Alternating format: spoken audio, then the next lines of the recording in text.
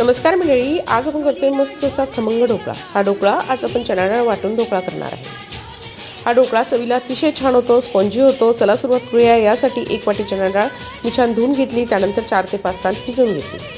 चणा डाळ उपसून घेतली, ती मिक्सरच्या भांड्यामध्ये घेतली, त्यामध्ये 2 ते 3 हिरव्या मिरच्या, आल्याचा तुकडा, आंबट दही घालायचं आणि मिक्सरला छान वाटून घ्यायचं। यामध्ये हळद आणि हिंग घालायचं आणि एक 4 ते 5 तास तरी बाजूला ठेवायचे। 4 ते 5 तासांनी आपलं पीठ छान आंबून येतं।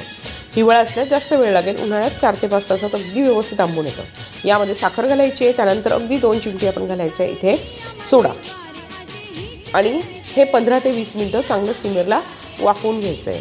आणि हे मिश्रण ठेवायच्या आधी स्टीमरला पहिले वाफ आली असली पाहिजे। एक 15 ते 16 मिनिटांनी आपला ढोकळा छान शिजलेला असतो, त्याला थोडासा गार होऊ द्यायचा। त्यानंतर त्यावर फोडणी घालायची।